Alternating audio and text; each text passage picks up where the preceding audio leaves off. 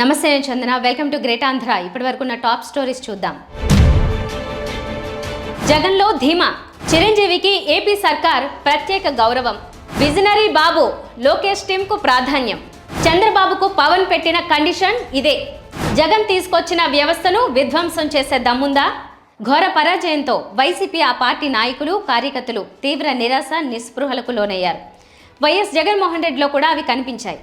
ఈ నేపథ్యంలో జగన్ను కలవడానికి వైసీపీ అభ్యర్థులు పెద్ద ఎత్తున తాడేపల్లికి వెళ్తున్నారు. అందరితోనూ జగన్ మాట్లాడుతున్నారు. విశేషం ఏంటంటే జగన్ను వారంతా ఓదార్చడం, తామంతా మీతోనే ఉన్నామని, మళ్ళీ అధికారంలోకి వస్తామని, ధైర్యంగా ఉండాలని జగన్కు నాయకులు భరోసా ఇవ్వడం చర్చనీయాంశమైంది. అనూహ్యంగా నాయకుల మద్దతు లభిస్తుండడం జగన్ను ఆశ్చర్యపరుస్తున్నట్లు తెలుస్తోంది. జగన్లో మళ్లీ ధీమా కనిపిస్తోందని వైసీపీ నాయకులు చెప్తున్నారు. ఓటమికి దారితీసిన పరిస్థితుల్ని జగన్కు నాయకులు వివరిస్తున్నారు. కూటమి హామీలు, ల్యాండ్ టైటిలింగ్ యాక్ట్, ఇసుక, మద్యం పాలసీలు ప్రభుత్వంపై వ్యతిరేకత రావడానికి ప్రధాన కారణాలుగా చెబుతున్నారు. ముఖ్యంగా పింఛన్ను 4,000, అలాగే రైతులకు కనీసం 1,00,000 రుణమాఫీ చెప్పి ఉంటే ఫలితాలు వేరేగా ఉండేవని జగన్కు మెజార్టీ నాయకులు చెబుతున్నారని తెలిసింది. ఓటమికి గల కారణాలను నాయకుల నుంచి ప్రతిదీ జగన్ సేకరిస్తుండడం ప్రత్యేకంగా చెప్పుకోవాలి. ఘోర పరాజయ నేపథ్యంలో జగన్ రాజకీయంగా తట్టుకుంటారా లేదా అనే చర్చ జరుగుతున్న సంగతి తెలిసిందే. అయితే కూటమి ప్రభుత్వం ఏర్పడకనే ఏపీలో అరాచకాలు, అలాగే చంద్రబాబు ప్రభుత్వం సంక్షేమ పథకాల అమలు సాధ్యం కాదని, తప్పకుండా వైసీపీకి మంచి రోజులు వస్తాయని నాయకులు జగన్కు ధైర్య వచనాలు చెబుతున్నారు. దీంతో జగన్ కూడా వారితో ఉల్లాసంగా, ఉత్సాహంగా మాట్లాడుతున్నట్టు వీడియోలు, ఫోటోలు చూస్తే తెలుస్తుంది. మెగాస్టార్ చిరంజీవికి ఏపీ సర్కార్ ప్రత్యేక గౌరవం ఇస్తోంది. జనసేనాని పవన్ కళ్యాణ్కు చిరంజీవి సొంత అన్న. తన తమ్ముడిని రాజకీయంగా ఉన్నతంగా చూడాలనే ఆకాంక్షను గతంలో చిరంజీవి వెల్లడించిన సంగతి తెలిసిందే. పిఠాపురం నుంచి తన తమ్ముడిని గెలిపించాలని చిరంజీవి ప్రత్యేకంగా ఒక వీడియోను సోషల్ మీడియాలో విడుదల చేసిన సంగతి తెలిసిందే. చిరంజీవి కోరుకున్నట్టుగానే పవన్ కళ్యాణ్ను రాజకీయంగా ఉన్నతంగా చూడబోయే సమయం ఆసన్నమైంది. చంద్రబాబు కేబినెట్లో డిప్యూటీ సీఎంగా పవన్ బాధ్యతలు తీసుకుంటారనే ప్రచారం జరుగుతోంది. ఈ నేపథ్యంలో నూతన ప్రభుత్వ ప్రమాణ స్వీకారోత్సవానికి మెగాస్టార్ చిరంజీవికి చంద్రబాబు నాయుడు నుంచి ప్రత్యేక ఆహ్వానం వెళ్ళింది. స్టేట్ గెస్ట్గా చిరంజీవి ప్రమాణ స్వీకారానికి హాజరు కానున్నారు. ఇవాళ సాయంత్రం ప్రత్యేక విమానంలో విజయవాడకు చిరంజీవి వెళ్లనున్నారు. చంద్రబాబు నాయుడును భక్తులందరూ కూడా దార్శనికుడు అనే పదంతో కీర్తిస్తుంటారు. విజనరీ అని అంటుంటారు.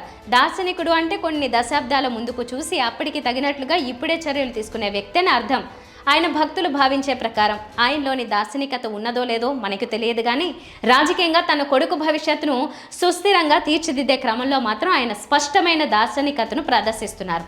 అందులో భాగంగానే ప్రస్తుత కేబినెట్ కూర్పులో లోకేష్ టీంకు తగు మాత్రం ప్రాధాన్యం ఉంటుందని విశ్వసనీయంగా తెలుస్తోంది. చంద్రబాబు నాయుడు ఎన్నికలకు ముందుగానే ఒక్క విషయాన్ని అంగీకరించారు. తనకు వార్ధక్యం పైన పడుతోందని, మరీ ఎక్కువ కాలం రాజకీయాల్లోనైనా సేవలు అందించే పరిస్థితి లేదని ఆయన గ్రహించారు.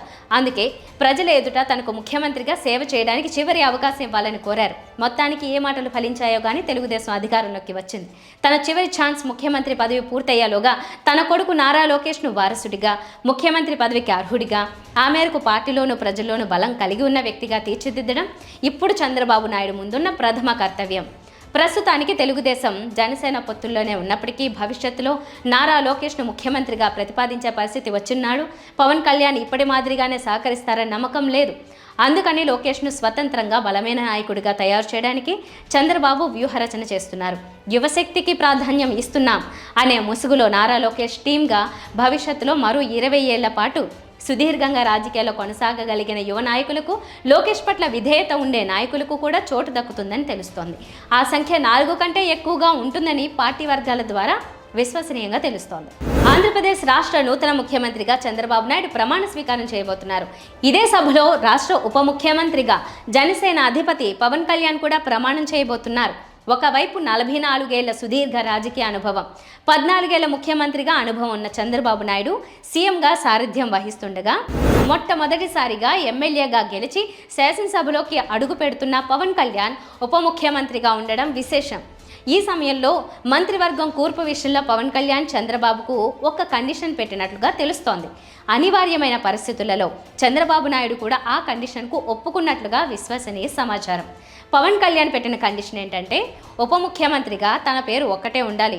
కుల సమీకరణాలు, ప్రాంతీయ సమీకరణాల పేరు పెట్టి మరొక ఉప ముఖ్యమంత్రి నియమించడానికి వీల్లేదు అని. అలా జరిగితే తన ప్రాధాన్యం తగ్గిపోతుందని ఆయన భయపడినట్లుగా తెలుస్తోంది. చంద్రబాబు నాయుడు కూడా ఈ కండిషన్కు ఒప్పుకున్నారు. పవన్ కళ్యాణ్ ఒక్కరు మాత్రమే ఉప ముఖ్యమంత్రిగా ఈ ప్రభుత్వంలో కొనసాగుతారు. చంద్రబాబు తర్వాత అంతటి ప్రాధాన్యం తనదేనని ఆయన రాష్ట్ర ప్రజలకు సంకేతాలు ఇవ్వదలుచుకున్నట్లుగా తెలుస్తోంది.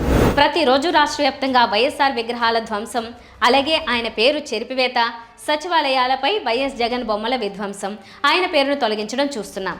అసలు ఆంధ్రప్రదేశ్లో వైఎస్ ఇంటి పేరుతో ఎక్కడా ఏదీ కనిపించకూడదని టీడీపీ, జనసేన నాయకులు అనుకుంటున్నారు. ఈ క్రమంలో కొత్తగా వచ్చిన అధికారాన్ని అడ్డం పెట్టుకుని నానా రభస సృష్టిస్తున్నారు.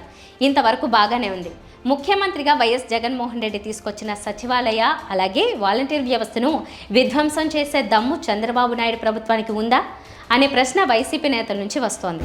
వైఎస్ఆర్ విగ్రహాలు, వైఎస్ జగన్ ఫోటోలు, పేర్లను తొలగించినంత మాత్రాన వైసీపీకి వచ్చే నష్టమేమీ లేదు. జగన్ మానసపుత్రికగా సచివాలయ, వాలంటీర్ వ్యవస్థలు ప్రజల హృదయాల్లో నిలిచిపోయాయి. ఎన్నికల్లో జగన్ పార్టీ ఘోరంగా పరాజయం పాలై ఉండొచ్చు, కానీ ఆయన తీసుకొచ్చిన వ్యవస్థలే నేడు కీలకం.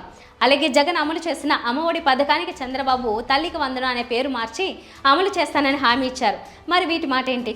జగన్ ఆలోచనల్ని కాపీ కొట్టాల్సిన దుస్థితి ఎందుకు వచ్చిందని వైసీపీ నేతలు నిలదీస్తున్నారు.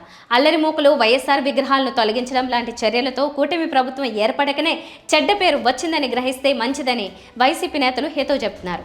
ఇంతకాలం వైసీపీ అరాచక పాలన చేసిందని విమర్శించి ఇప్పుడు వారు కూడా అదే పంథాలో నడవడానికి ఆసక్తి చూపుతోందనే అభిప్రాయాన్ని వారం రోజుల్లోనే ఏర్పరిచారంటే అతిశయోక్తి కాదు. ఇవి ఇవాల్టి టాప్ స్టోరీస్. మరిన్ని అప్డేట్స్తో కలుద్దాం. నమస్తే.